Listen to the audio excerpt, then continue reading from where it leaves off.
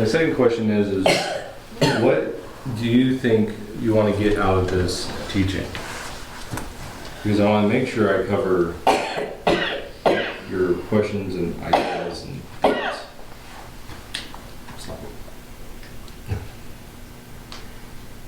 Basically, what does God want us as Christians to do? Yeah, I assume that you're going to be teaching us how we should address this Christ-centered perspective.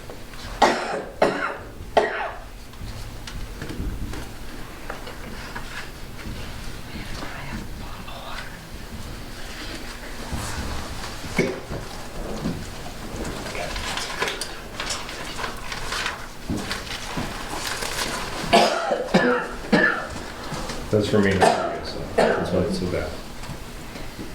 And that's how I write.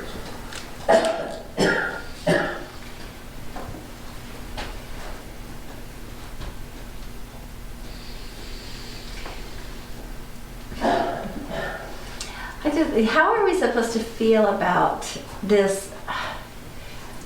Okay, this government now that's coming in, I mean, they're electing people according to their color And gender. and their gender, and not on capabilities and so they would call us racist if we don't agree with that, because I mean it doesn't, to me, I feel like it doesn't matter. You shouldn't look at the color or that she's a female, so let her in first on this job. It should be according to ability and your education and qualifications. But this, Not according to That's what color you are. but this government that's coming in doesn't believe in gender, remember? Right. There again, it's just another way to divide us. Yeah. But I mean, that's been going on for probably 30 years, that if you had a man and a woman, both white, if you had a man and a woman that was going after a CEO job, that woman would be hired over a man every time. Like, yeah, the white man is the one that's discriminated against. Yeah. Is the hardest person to get a job. Yeah.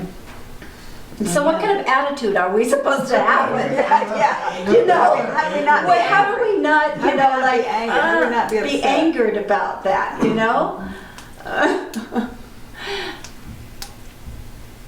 Because I mean, there for a while when my husband was working, even a while back, I mean, he's been retired now for a while, but when he was looking for a job, he's white, and he's, it was harder to get one. If he had been black or something else, it would have been easier to get a job.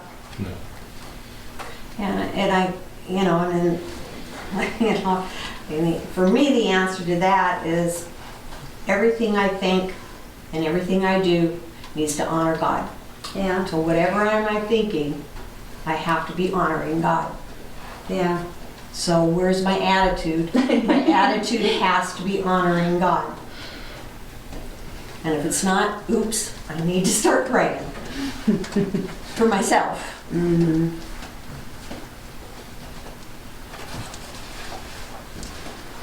other words, I pray a lot. All right, any last goals for the class? I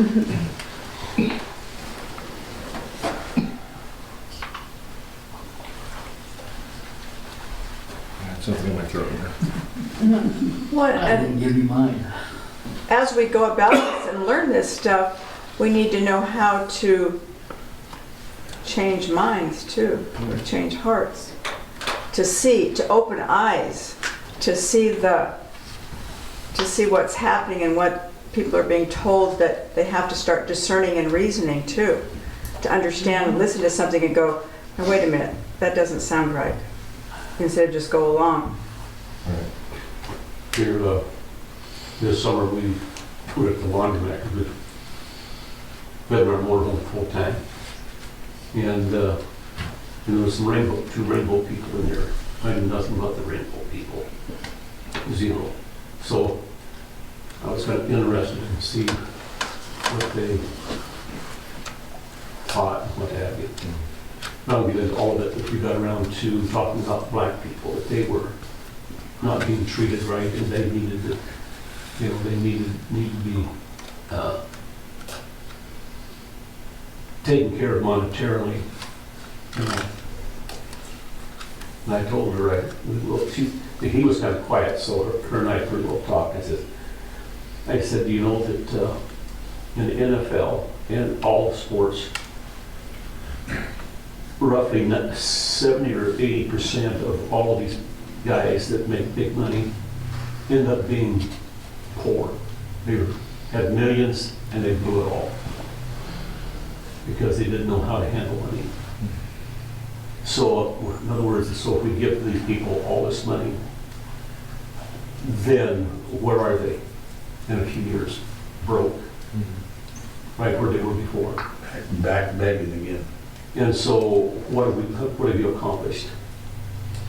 And so, as Christians, though, we need to, I tried to be nice to her. And I was nice to her. I didn't just try, I was nice to her. My wife knows I can get a little over the edge sometimes. But slowly she didn't know how to come back on it, And so, but as Christians, we do need to be aware that I don't really think that back years ago, black people were not treated right. Along with Hispanics and like you said, Irish and all these others. Along with it's color. not. It wasn't even just the colors or the different races, it was the poor white people. We treated the Indian worse than any general or any. Yeah, you better believe it. Yeah, where's my reparations? I'm reading a book called Upset the World by Tim Ross. And it's talking about when Jesus walked the earth and how he upset the world by his actions, his love, what he showed. And that is the absolute best way to treat your enemies. You do change by showing love and to people that you don't feel like you should show love to. One incident, it said some church was expecting a bunch of rioters or people to come and protest at their church because, of course, Christians are bigoted and homophobic and all that. So they decided, instead of holding up in the church or something, that they took coffee and donuts out and visited with people, and it changed their whole attitude about what they were going to do when they got there. So, upset the world. All right, so most of these will come at the end, because these are applications, so they just say the whole time. So what we're going to do now is we're going to go through, and these are going to be the notes, and I'm going to give you a lot of information. Probably a lot of this information you already know because it's out there. It's been talked about a lot, and hopefully through this we can kind of come at this from a biblical point. This isn't going to help you with a political talk. Okay, so policy and things like that, this will not help you in those types of conversations, but that's not the point of this.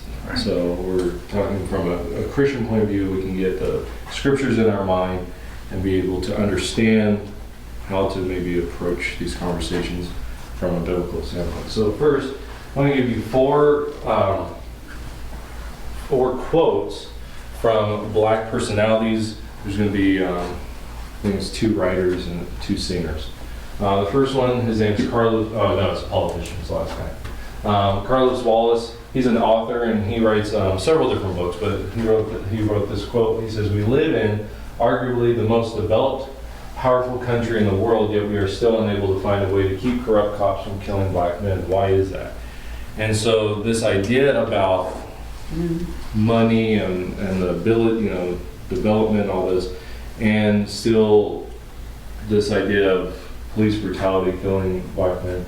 That is a part of it, right? It's inherent to what we've been seeing this last few years. But cops also kill white men. Yeah, but here's the thing. So we're gonna go through this, and from my interactions with people, that argument does not work. It doesn't matter if they kill white people. No, not in the sense of, I don't care if they kill white people, but in the argument. Yeah, I understand. And so that's why we're going to steer clear of those arguments. Okay. Okay, here's another one. We need justice for George Floyd. So this happened in the last couple of months. We all witnessed his murder in broad daylight. We're broken and we're disgusted. We cannot normalize his pain. No more senseless killing of human beings. No more seeing people of color as less than human. We can no longer look away. Okay. So again, this idea of dehumanizing, in this case, black people, this is what she's getting at. Okay. Enough is enough. What will it take? A civil war, a new president, violent riots. It's tired. I'm tired. The country is tired. You don't put fear in people. When you do this, you just show how cowardly you are and how America is really not the land of the free. All right. So the reason why I'm sharing you these people is because these are influencers in the black community. Okay. Last guy, his name is Jermaine Harris. We have seen communities cry out in pain generation after generation because of racism and police brutality. This is an elected official from, I believe, it's South Carolina. I might be wrong. So, but this idea of, it's very political, right? It's police brutality, it's a system, it's a focus on death. And so this is kind of what we're seeing in this I think it's a narrative, narrative within this movement. Okay, and so that's a huge thing to understand. So just from the beginning, we can already tell, okay, it's a problem with not just police, right? That's one problem. Yeah. But it's a feeling of dehumanization, right? And it's a feeling of there is a class difference. There's people that have developed money and everything, and those that do not, right? So there's a lot in these quotes that are not just it's against white people, but there's a lot of stuff. There's class stuff. There is death stuff. There's am I human type stuff. It's all these different ideas. But all of these people have become rich and famous in this nation of hate and racism and police brutality and all this stuff they're saying. And look how rich and famous they are. Right. Yeah. So their narrative is kind of flaky And right there. Well, Yeah, Beyonce. yes. But we're not there yet. Because this is the problem. Usually when we have conversations with people, we can see, especially as Christians, Christians have an innate ability to see through crap. And the reason is because I believe it's the Holy Spirit. Certainly. Yeah. Jesus says about the Spirit, He is the Spirit of truth. But the problem is usually we jump to, in conversations, to the cutting through the crap, right? And sometimes that's not going to work. In fact, most of the time it's not. If you've ever had a conversation with a toddler, it never works, right? And I don't say that as somewhat joking, but when people get something in their mind, no matter who they are, they don't see through it. And so we have to deal with them before we can get to cutting through the crap. But we will do that. Yeah, so we will do that. I just wanted you guys to see that this is the narrative. This is the belief that's out there that is being perpetuated by those in power. Because later on, we'll see how this does fall apart with some of the definitions. Okay? All right, so Now, we're going to the scriptural mandates here. And the reason why is because these are scriptural mandates that are brought up by people. And so, you get pen? Everything back here. They're back here. They reorganized this room, so everything's different. Find one that's sharpened. Maybe that one. All right. So these are scriptural mandates, and we're going to see some of them that are used by people. And so we're going to go through several of them. Micah 6:8, you might know this one. All right. So he has shown you, O mortal, what is good, and what does the Lord require of you? To act justly and to love mercy and to walk humbly with your God. Okay, so usually when I've encountered this, so I'm going to be sharing my encounters with conversations of this issue. And I'm going to share with you mostly from in this part, Christian. Okay, because I've had encounters with Christians that will say things like this. I've encountered pastors that will say that are on board with this movement. Okay, and so this is the first part. We need to act justly. Okay, that's true, right? It is true that we need to act justly. We'll get to some stuff later on. The question becomes, what is just, right? And so that's a huge thing. So as we're talking about this thing, we'll be touching on what is justice, what is these things. To love mercy. Right? We need to be merciful. We need to be going our way to be merciful. And so that is a mandate. But the last one is walk humbly with your God. And this is the one that does not get brought up in these conversations. Because what that means is humility before God means to follow what he says. Right? The problem is you can't do this, right? You can't have this movement and walk humbly before God. Because we'll see later on why. Okay. But that's one of the verses. Another one is this, Luke 4:16 through 21. Again, these are all, you probably have heard or know these passages. It's talking about Jesus. He went to Nazareth where he had been brought up, and on the Sabbath day he went into the synagogue, as was his custom. He stood up to read, and the scroll of the prophet Isaiah was handed to him. Unrolling it, he found the place where it is written, "The Spirit of the Lord is on me, because he has anointed me to proclaim good news to the poor.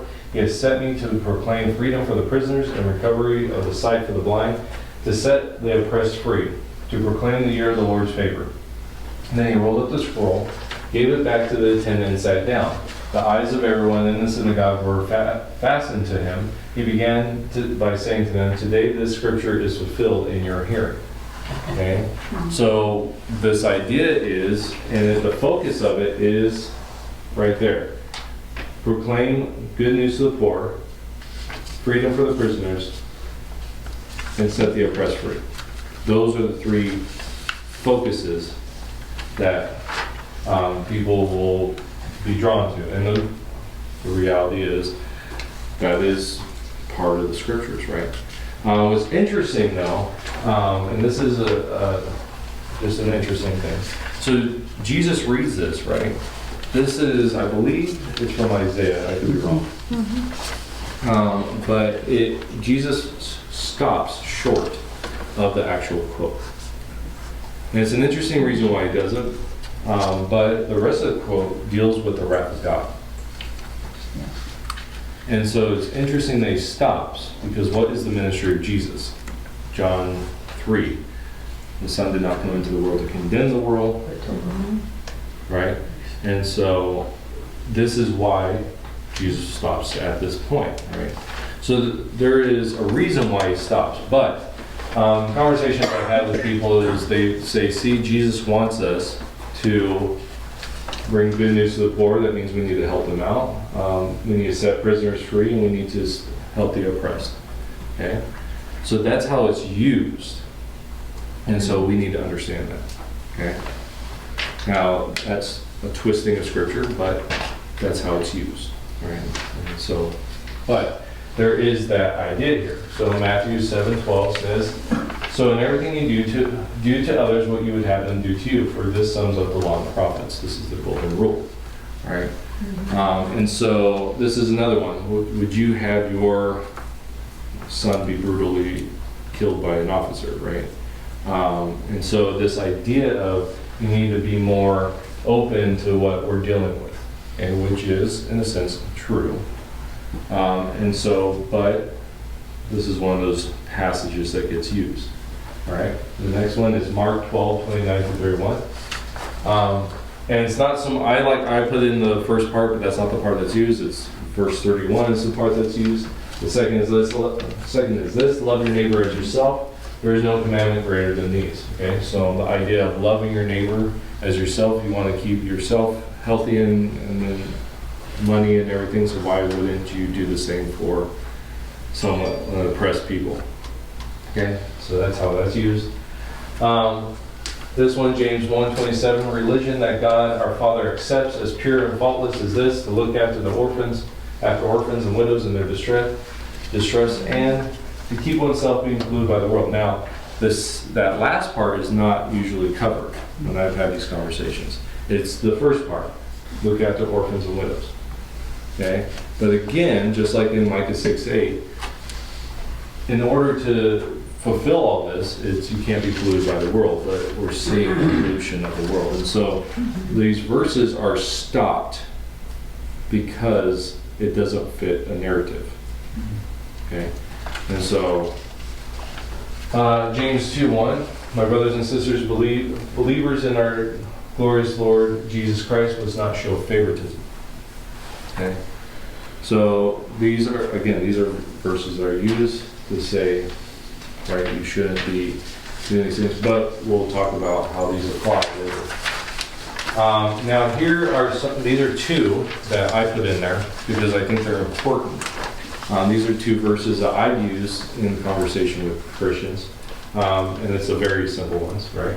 1 Samuel 16:7, the story is Samuel is looking for the next king that God's brought him to. He looks over all the boys and he finds one. He says, this must be the king.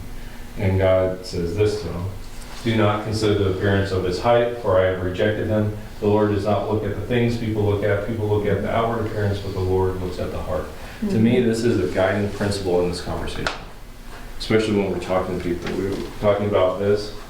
How do we change hearts and minds? To me, this is one of those verses that's really important. Mm-hmm. Okay. And the other one is this, Matthew 10:16, I am sending you out like sheep among wolves, therefore be as shrewd as snakes and as innocent as doves.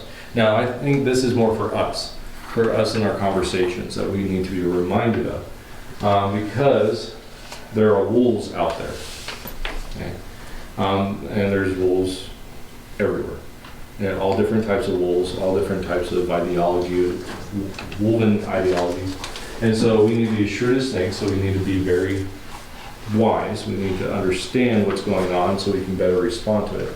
And innocent as doves. We need to be people that are doing what God calls us to. So 1 Thessalonians, I think it's 4:11, Paul says along the lines of be at peace with everyone, live a peaceful life. So we need to try to do that as well. If possible.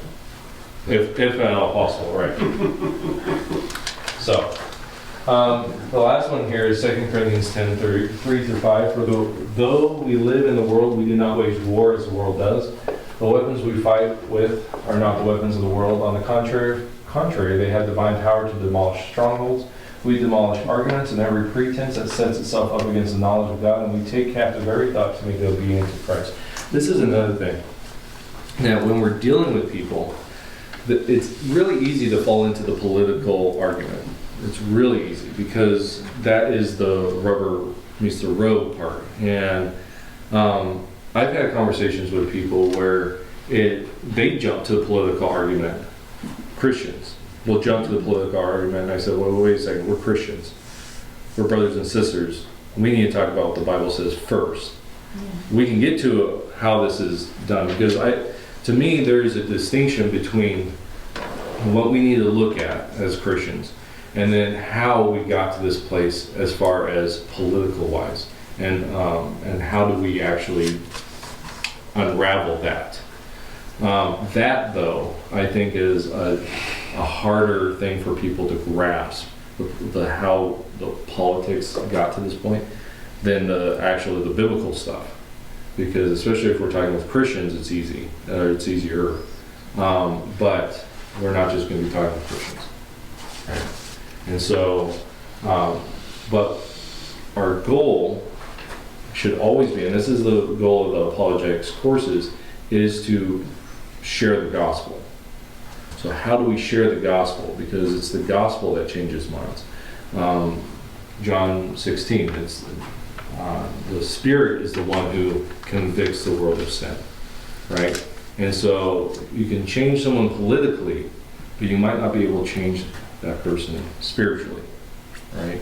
And what is more important in the long scheme of things? The spiritual change, right? That's what we desire, or we should desire more. I like to argue with people, especially people I disagree with, because that way, I enjoy arguments, because I rarely lose them. It's mostly to my wife, but the thing is we need to understand that first and foremost, we don't fight with the weapons of the world. Yeah. Once we get into the political argument, we have moved away from the spiritual. And now that's what we're arguing. Yep. We're arguing policy at this point. And that is a weapon of the world. And so we need to draw people away from that, get people out of that to the spiritual problem rather than just the political one. Because this is, again, I've had this conversation with pastors, several pastors, that they want to get into the political one by skipping the spiritual implications. And I said, and I went off on someone just one day that they're completely wrong. Because they wanted to get rid of our president of our denomination and install someone that was black. And it's like, Just because he was just black. because. That's the only reason. Oh my goodness. And I told him, I had a list of black pastors that I think would be phenomenal presidents. I said, but that's because they're black isn't why. They're men of God. And so we did not have a good conversation. But we also need to, it says, on contrary, they have divine power to demolish strongholds. This is the thing. This whole problem is a stronghold. And it's interesting that Jesus says the gates of hell will not prevail. And you know what gates are for, right? Close things in. We close it in to make it fortified, right? And it's a defensive thing. It's not an offensive thing. And so what Jesus is saying there is that the defenses of the enemy will not prevail. And that's what they're on. They're on the defense. You know, they say the worst thing is a animal that's backed into a corner, right? That's dangerous. It's a dangerous animal because it has no other thing to do. And so that's what we're seeing with Satan. There is no other thing to do except bring every single person down with him. And so that's why we're seeing such a ferocity, especially in the last days, of satanic work. And so our desire is to demolish these strongholds that Satan is building around people. And then it says arguments, demolish arguments, every pretense. So even these, when you get someone, they feel they're like, oh, and this is just an example, I'm better than you, right? That's a pretense for something that they're dealing with. And so it's not just the arguments, but it's the things that they're dealing with that they put on the facades as well that we're here to demolish. Okay? And so it's more than just winning the argument, it's really destroying something that is surrounding someone that they feel like they need.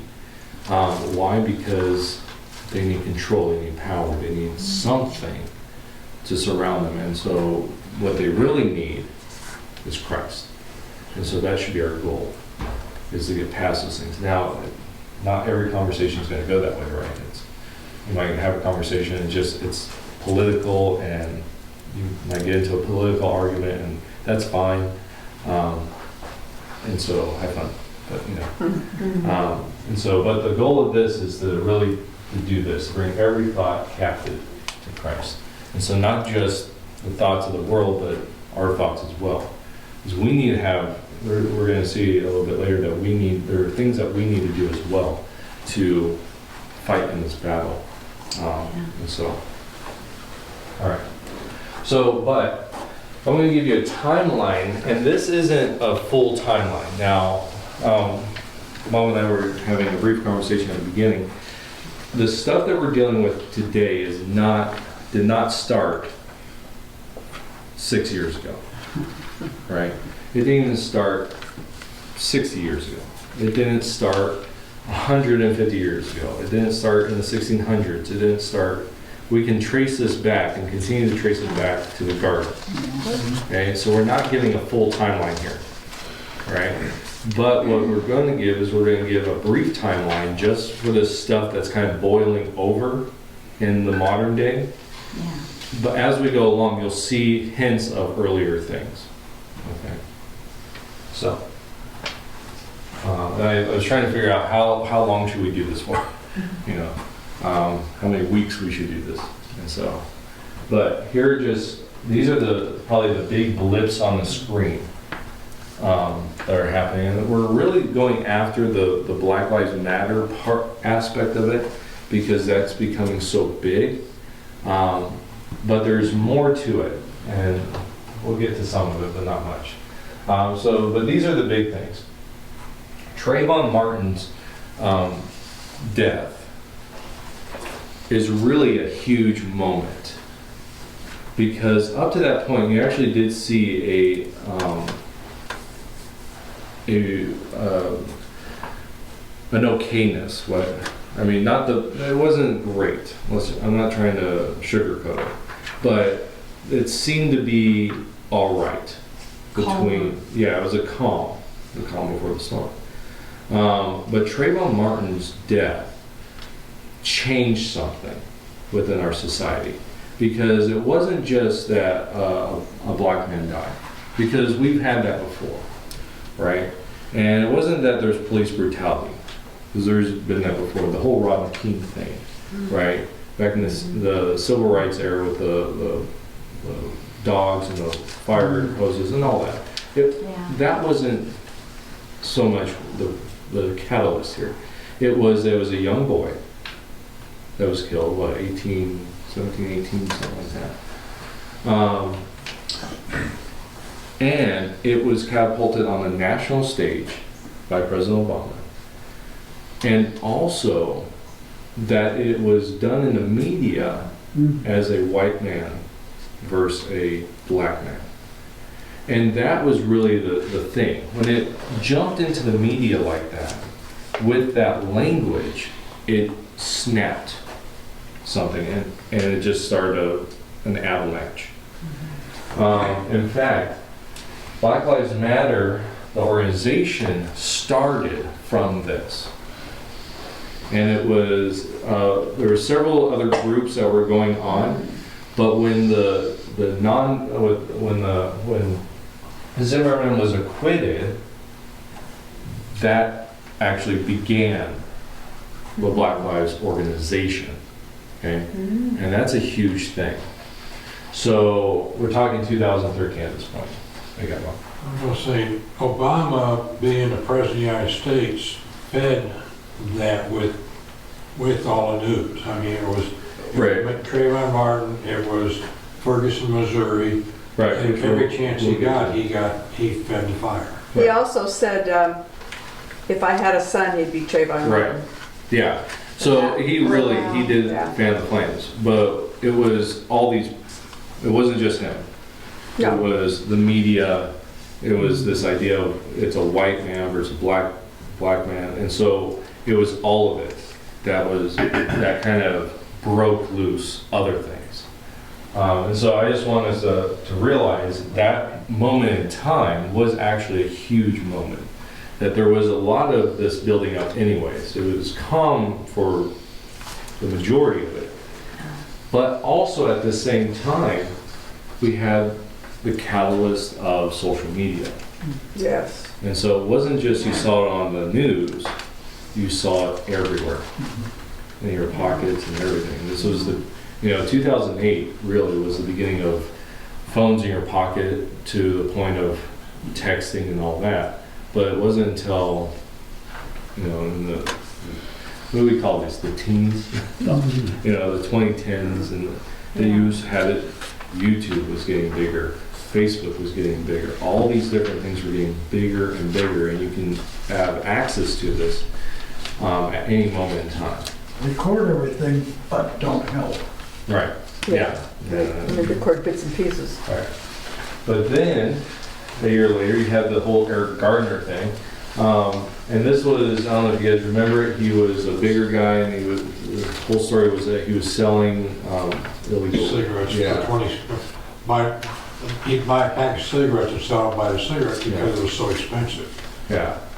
So, and then he was overweight, and when they tackled him, he died. And so, that was another big thing. But the thing here was, it was big, but it hadn't reached the level of Trayvon Martin type of big, as far as but it was another C. And this is a problem that we run into a lot of times. We give anecdotal evidences, and usually that comes through story, right? Because story, side note here, story is a really powerful motivator, right? In fact, the Bible is written in story form. Yep. Right? And, up until you get to Paul. And then Paul's like, here, let me be classical Greek. But story is really important. In fact, Jesus is called one of the greatest orators of all time because of story. And so the story is more important than the actual event. And we'll see that here with Michael Brown. Because the story that was happening, right? It was the hands up, don't shoot. That was the story, even though it didn't happen, right? It came out later that there was actually no hands up, don't shoot. The story was, and if you, all these that you're reading from come from, what I try to do here is use information that is not conservative leaning, but actually leans towards a pro belief in this group and this narrative. Okay, so if you read this and say that's not the whole story, it isn't. Yeah. Because that's not the point. The point isn't the whole story. And this is a problem when we have these conversations. I have actually had this conversation every single time one of these things happen. I've had the exact same conversation. I mean, the exact same, just with a different person. It's, did you see another black person was killed? Yes, I did. I wonder what happened. Well, it doesn't matter what happened. They were killed by a white person, a white cop. Yeah. And it's like, well, was it justified? It doesn't matter if it was justified. Doesn't matter. Right. And so it's this. So it's a story, right?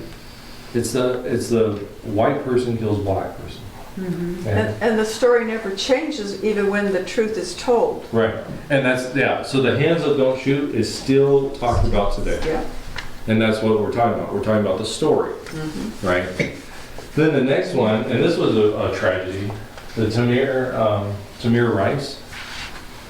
This was a young boy. He was about 13 years old, 12 years old, and he had a fake gun. He was pointing at people, and he pointed at the cops when they told him to put it down. Well, the thing is if you've ever looked at a gun and you've looked at it from the side of the barrel, from a distance, you can't tell the difference between the difference between a real gun and a fake gun. That's the whole point, because you don't want to just pretend you got a stick. Right. You want it to look real. Right. Yeah. That's the problem. And it's even gotten worse today because you can buy airsoft guns that are exactly like an AR-15. Yep. I mean, exactly. Just the weight's different, but from a police standpoint, you can't tell. And so that's what happened in this situation. But that doesn't matter. The story is cops kill young black men, young black boy in this case. And that was a huge thing.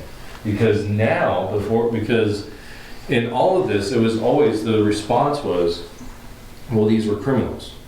right? In this case, the added part of the narrative was he was unarmed, right? And he was a child, yes. And so that was a huge thing when that came up. Okay, but we're not done. Walter Scott, this was a huge one. In fact, the police officer here was charged. And it's no justice, no peace. In this situation, they pulled him over, they had a scuffle, and the man ran away. Okay? And he was shot.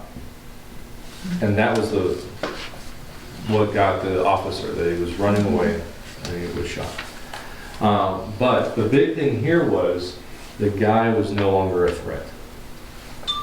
He ran away, right? He ran away, that he was no longer a threat. And so what this did was it fed into police brutality, that they were out to get black men. It was a situation, right? It was an independent situation, but rather it fed into the narrative. And that was a huge thing. Because again, it's a story, it's not so much about the details, right? And then you have this one, Alton Sterling.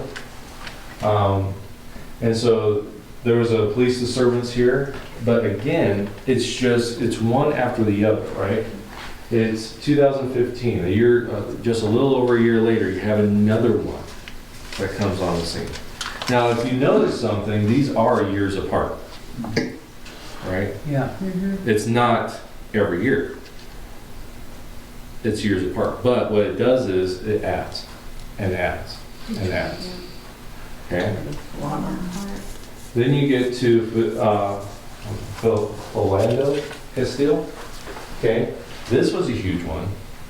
So the story goes that Philando was in his car with his girlfriend, and he had a license to carry a weapon. And the story goes, as he went to get the license, the cop shot him.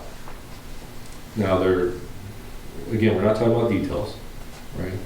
But another part of the argument against the whole police brutality is, if you are a law-abiding citizen, you won't have a problem with the police. Yeah. In this case, because of this, it added to the story, it doesn't matter. He had the license. He was legally able to have that firearm, and yet he was still gunned down. Okay? So again, it's the story and just added to it. Is that supposed to be 2016 or? Yes. Yeah, that's 2016. Okay. Oh yeah, I already catch him in problems, huh? Surprised you haven't seen more. I'm sure they're in it. All right, so the next one, 2 years later, right? You have Stephon Clark, and this wasn't actually a big one. I just putting it out there because this happened in my home area of Sacramento. He was shot 7 times, and that is the key. It's the number of times. Okay, it's not so much that he was shot. It wasn't about the breaking. It's how many times he was shot. Again, brutality is the key issue here.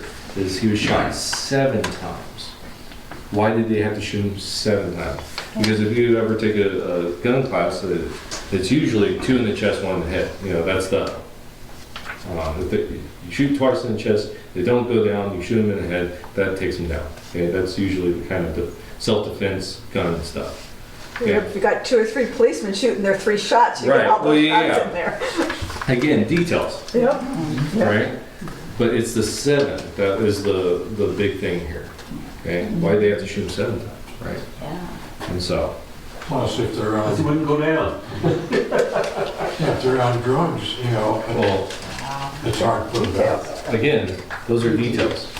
That they don't want to look at. Right. Because, I watched videos. I watched this one video. A man was, I think it's 40 feet away with a knife. And he runs at an officer. And the officer unloads a full-size semi-automatic pistol. Probably 18 rounds because it's 17 plus 1. Into this guy. And he stops 5 feet before him. Yeah. And Why he do you ran shoot so that many distance. times? Right. I watched another video of a cop. It was the largest single cop incident of bullets used. It was 130 something bullets. He had used all his magazines plus ammo that was in the car Good. to shoot this guy. One guy? Yeah, 1-1. It was 1-on-1. And so it was a big thing. But, okay, whoops. Okay, these last ones. I didn't change the pictures. That's why it threw me off. Yeah. All right, so these are the big ones this year. Now, if you notice, we jumped, right, from 18 to 20. Okay, that's a huge thing. All right, so this was a huge one. I remember having conversations with a couple of our teens when this happened. Breonna Taylor. The story goes she was asleep in her bed, got broken and shot her dead. That's not what happened at all. Nope. But that was the story, and it fed into police brutality. Now, we actually, I don't have out there the Kenosha one, but we can talk about that. But it's this one. This is the one that broke the camel's back. Yeah. Is the George Floyd and the I Can't Breathe. Okay? And that is a part of the narrative. So, of course, it came out later that he died because of drugs. Yeah, other things, right? But And he said, I can't breathe before when he was trying to get in the car. But that wasn't the story. Oh. The story was in the video, right, of the officer on the knee on the neck, and then you have the I can't breathe. Yep. And so those two, the words and the image is what done it. And this is the culmination, right? Yeah. It was unarmed men. They didn't need to do it. It was police brutality. It is, in fact, one of the stories going around was this is a Christian man. That he gave his life to Christ and he was doing all these things that, right? You know, I heard, these are the things I heard. And all these. But it was the culmination of this whole story, right? That we've been hearing for years in this one person. And that's why we see such an explosion, because it was, every point of the story had it. If we look back, it was every point. Every time it just turned the heat up a little more until the pot overboiled. Right. And so that's why it was such a big thing. When the riots broke out all over the country, it wasn't because this is an incident that everyone just was tired of being locked away, right? That was the idea is, everyone's just locked away and so they're stir crazy. No, it was a story, a narrative was being built for years. And Floyd was the culmination of that story. Right. That's why even the Kenosha one that happened didn't get as much traction. I mean, it did within Kenosha, but not nationally. George Floyd's the new Rodney King. Right. Yeah. Because it's the police brutality. It's I mean, it was the same thing as with Bonnie and Clyde were just ahead of their time. They'd be saints now. Yeah. Clyde White. Yeah. All right. So, I want to end Good that guys are good, good guys are bad. right there tonight, because we're at 7 o'clock. And this is kind of just a setting up, okay? For the next week, we'll set up some more. And the reason why we're doing this is because we want to be fully understanding what's going on. So when we have these conversations, when they bring things up, it isn't a, oh, I didn't know that type of thing. Now, there might be details that are brought up, it's like, but for the conversation, we know, okay, this is why we're here. This is all the surrounding stuff. So I have all that knowledge so that when I come to the gospel part of it, I can cut through all the crap, if that makes sense. So we're laying a foundation so that we can fully know what's going on, so that so through it we can go, okay, that is the story, right? Right. This is what we need to talk about, right? Yeah. Because we need to go deeper. We need to go to the root, not the story, right? If that makes sense. So that's kind of what we're going to do next week as well. And then we'll get to the scriptural and how do we actually have these conversations. and what we need to do, be on the lookout for in this as well. Point Christians away from things, because that's a big thing too. And what the problem is right now within Christianity is you have the progressive church, you have this what's called the New Apostolic Movement, you have this stuff. The church is actually not being attacked by one side. No. It's being surrounded right now. And so we have to be prepared. We have to be on our guard on all sides. But we have Christ. It can feel like we're surrounded and being beaten down, but again, Jesus says the gates of hell. You know, so we have to think about the other way. We're actually surrounding, and we're moving actually in the direction God wants us to. So, but people are fighting back, or powers, principalities, those things, fighting back. So, all right. Any last thoughts before we head out? Nothing new, right? There's nothing new so far.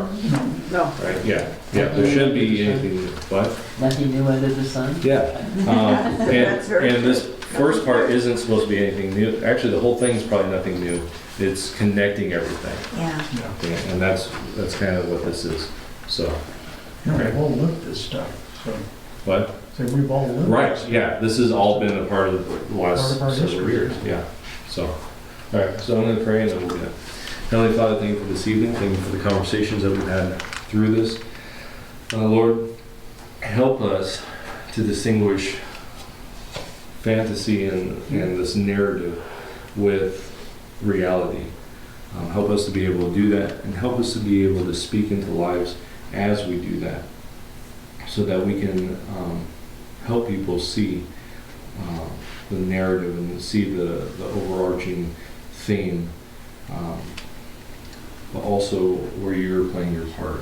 So Lord, I pray for any conversations that we have this week that we would be focusing on bringing the gospel to people. And Lord, help us to be able to do that. Lord, I also ask that you give everyone in here safe rides home, they get back home and do what they need to do as well. So we ask all this in your son's name. Amen. Amen.